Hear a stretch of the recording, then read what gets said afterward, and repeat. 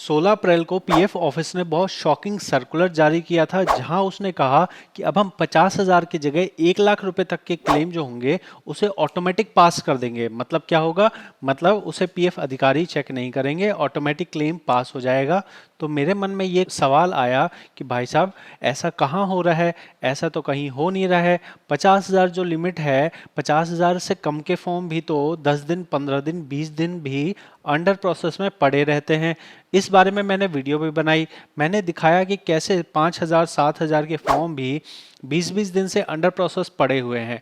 यहाँ पे जो कहा जा रहा है कि ऑटो क्लेम मतलब कि ऑटोमेटिक आपका फॉर्म पास कर दिया जाएगा, तो इसमें सच्चाई कितनी है? तो इसके रिगार्डिंग मैंने पीएफ अधिकारी से बात करी। पीएफ अधिकारी वो हैं जो मेरे वीडियो को देखते हैं, जिन्हें ऐसा लगता है कि मैं सही इन्फॉर्मेशन आप तक ले पाता हूं, आप तक मैं जो जानकारी दे रहा हूं उसमें वो अपनी वृद्धि करना चाहते हैं, वो बताना चाहते हैं कि कुछ ऐसी बातें जो जनरली ऑनलाइन कहीं नहीं है। तो मैं आपको उसी पॉइंट पे डिस्कस करने वाला हूं, उसी पॉइंट पे मैं इस चैट को दिखाने वाला हूं, जहां पे उस पर्सन का आइडेंटिटी नहीं दिखाऊंगा, क्योंकि वो भाई अपने नौकरी को रिस्क में रख के अंदर की जानकारी दे रहे हैं। तो वो अंदर की जानकारी पीएफ ऑफिस को देनी चाहिए, पीएफ ऑफिस को बताना चाहिए कि इस सर्कुलर में जब ये कह रहा है कि हमने 50,000 की लिमिट 1 लाख ही कर दी, तो वो कौन से पीएफ ऑफिस हैं या वो किन सिचुएशंस में इन 50,000 वालों को ऑटोमेटिक पास कर देता है, और ये जो ऑटोमेटिक प्रोसेस है कि क्या स्टेप्स हैं, कैसे सिलेक्शन होता है, ये सारी चीज़ें पीएफ ऑफिस को बतानी चाहिए। अभी पीएफ ऑफिस नहीं बता रहा और उसके जगह कोई अधिकारी जो है वो मेरे को बता रहे हैं। उन अधिकारी को हमें अप्रिशिएट करना चाहिए, उन अधिकारी को शाबाशी मिलनी चाहिए कि उन्होंने आम लोगों को जो परेशानी होती है उसके लिए उन्होंने इंफॉर्मेशन बाहर दी है। इसमें कोई प्राइवेट किसी की पर्सनल या कोई सीक्रेट जानकारी नहीं है।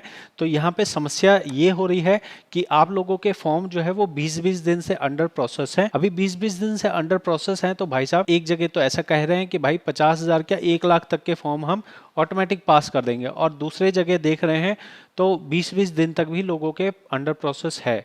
तो यही मेरा सवाल था और ये सवाल पे मैंने उनसे पूछा था। तो पहली चीज़ तो ये थी कि अंडर प्रोसेस होने की वजह है कि भाई साहब आपका जो है ना इलेक्शन ड्यूटी पे लगे हुए हैं, ये चीज़ पहले बताई गई, ठीक है। और दूसरा सवाल मेरा ये था कि ये जो ऑटो प्रोसेस वाला है, ऑटो प्रोसेस वाले सिस्टम में कहाँ आया? मतलब ये ऑटो प्रोसेस, वो जो एक मीम है ना, ये ग्रेविटी कहाँ गई? तो ये ऑटो प्रोसेस वाला सिस्टम कहाँ गया जिसकी वजह से 20-20 दिन तक भी अंडर प्रोसेस पड़े हुए हैं? तो इसके जवाब में उन्होंने ये कहा है, few claims of all office are settled automatically without any intervention, mostly illness claim। मतलब उन्होंने ऐसा कहा कि सभी पीएफ ऑफिस के अंदर कुछ क्लेम्स ऑटोमेटिक पास किए जाते हैं, सभी क्लेम्स ऑटोमेटिक पास नहीं किए जाते हैं।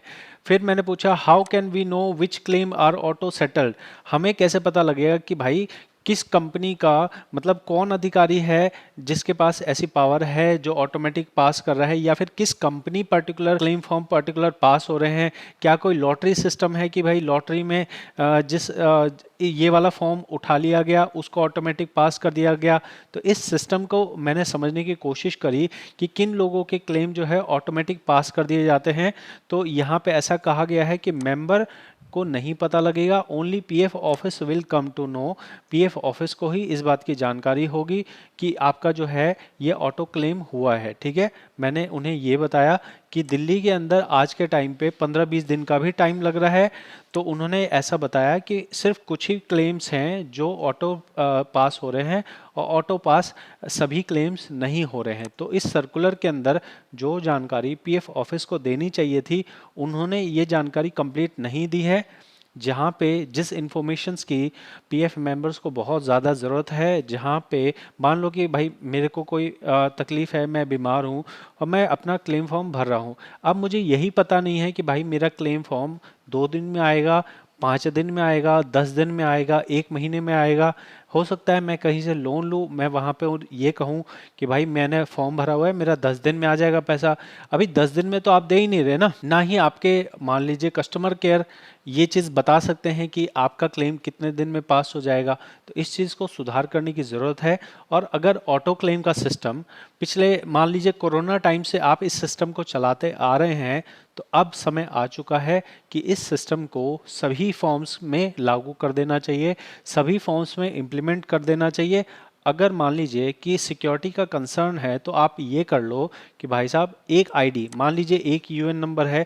जनरली क्या होता है, मेरी जानकारी में ये है, मैं अपना एक अनुमान लगा रहा हूँ कि 50% से ज़्यादा लोग ऐसे हैं जो अपना पीएफ कभी देखते ही नहीं, कभी निकालते ही नहीं, उनको मतलब नहीं है कि क्या पीएफ जमा हो रहा है नहीं जमा हो रहा है।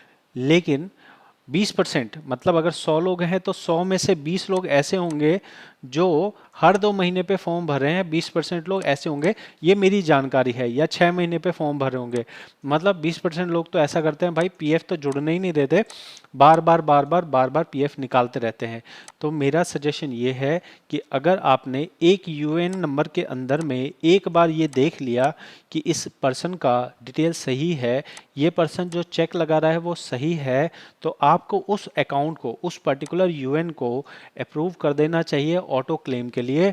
और ऑटो क्लेम का मतलब ये बनेगा कि जब भी उस यूएन के अंदर कभी कोई फॉर्म लगे तो वो ऑटोमेटिक पास हो जाए, क्योंकि चीज़ें आपने चेक कर ली है, आपने चेक कर लिया है कि उसका जो बैंक है उसका चेक सही है, आपने ये चेक कर लिया है कि जो वो पैसा है वो बैंक में क्रेडिट हो रहा है, वो रिटर्न नहीं आ रहा है। मेनली ये 2 फैक्टर्स अगर आपने चेक कर लिए तो इसके अलावा तो और कोई फैक्टर आपको चेक करने का रहता ही नहीं है। आपका सिस्टम ही डिसाइड कर लेता है कि आपको कितना पैसा देना है, वो एलिजिबल है या नहीं है। फिर आप ऐसा इस सिस्टम को अप्लाई कर दीजिए, और अप्लाई कर देने से सभी पीएफ मेंबर्स का काम आसान हो जाएगा। जो आपके एम्प्लॉयज़ के ऊपर एक्स्ट्रा वर्कलोड है, अननेसेसरी उन्हें 5,000 के फॉर्म्स को भी पास करना पड़ता है, 2,000 के फॉर्म्स को भी पास करना पड़ता है, तो इन छोटे छोटे फॉर्म्स को आप ऑटो बेसिस पे पास कर दीजिए। आप यहाँ पे जो 1 लाख की लिमिट कर रहे हैं, मैं आपसे रिक्वेस्ट करूँगा ईपीएफओ से कि इस 1 लाख की लिमिट को छोड़ो। आप यहाँ पे अगर 20,000 वाली लिमिट लगा दो ना, कि 50,000 छोड़ो, आप ये कहो कि सभी फॉर्म्स जो 20,000 रुपये तक के होते हैं उनको ऑटोमेटिक ही पास किया जाएगा। तो मैं आपसे कहता हूं, मैं आपसे पीएफ ऑफिस से ये समझाना चाहता हूं कि मेरे हिसाब से, जितना मेरा अनुमान है, कम से कम 20% फॉर्म ऐसे होंगे जो इस तरह के 20,000 रुपये से कम के होते हैं। और 20% अगर आपका काम ऑटोमेटिक हो गया तो आपके जो स्टाफ हैं वो बाकी 80% काम को ज़्यादा बेहतर तरह से कर पाएंगे, ज़्यादा एफिशिएंट तरीके से कर पाएंगे। तो ये मेरी सलाह है, ये मेरा सुझाव है आपको। अगर आप दर्शक हैं, आप इस वीडियो के इस हिस्से तक पहुंचे हैं, बहुत कम लोग होते हैं जो इन्फॉर्मेटिव वीडियो को यहाँ तक देखते हैं। ज़्यादातर लोग जो है रील्स देखने में बिजी हैं, ज़्यादातर लोगों को एंटरटेनमेंट चाहिए, आनंद चाहिए जो है। तो अगर आप यहाँ तक पहुँच पाए हैं, मैं आपको जानना चाहूँगा, ज़रूर अपना नाम लिखिए, और जो मैं कह रहा हूँ क्या आप मेरी बात से सहमत हैं, ये भी आप ज़रूर अपने नाम के आगे लिखिए कि हाँ, हम आपकी बात से सहमत हैं। क्या मैं कोई इम्प्रैक्टिकल बात कर रहा हूँ, क्या ऐसा लग रहा है कि मैं कुछ ऐसा कह रहा हूँ जो हो नहीं सकता, या जो हो जाने से किसी का कोई नुकसान हो जाएगा। 1 रुपये का किसी का नुकसान नहीं होना चाहिए, और ना ही पीएफ ऑफिस को इसमें कोई परेशानी है। पीएफ ऑफिस को इस चीज़ को कर देना चाहिए। ये तो सिंपल सी चीज़ है यार, आपको सैलरी मिलती है ऑटोमेटिक आ जाती है ना। ऐसा तो नहीं है पहले आपका सैलरी चेक होगी, फिर आपका अकाउंट चेक होगा। एक बार आपके अकाउंट में सैलरी क्रेडिट हो गई तो फिर आगे भी क्रेडिट होती रहेगी ना। यही सिस्टम तो आप पीएफ ऑफ क्लेम्स में भी कर सकते हैं ना, कि एक बार सेटल हो गया, उस अकाउंट को अप्रूव कर दीजिए, फिर ऑटोमेटिक अगर वो पर्सन बाद में फिर अप्लाई करता रहता है तो ऑटो क्लेम में लगा दीजिए। ठीक है जी, मेरी ये रिक्वेस्ट है सभी लोगों से, और पीएफ ऑफिस से भी रिक्वेस्ट है कि इस चीज़ को आप जो है समझने की कोशिश कीजिए। और अगर आप पीएफ के मेंबर हैं तो इस वीडियो को ज़्यादा लोगों तक पहुंचाइए, इस चैनल को सपोर्ट कीजिए सब्सक्राइब करके, क्योंकि ये चैनल आप लोगों के हक की आवाज़ उठाता है। आप लोगों का जो जेन्युइन कंसर्न होता है वो पीएफ ऑफिस तक पहुंचाने की कोशिश करता है।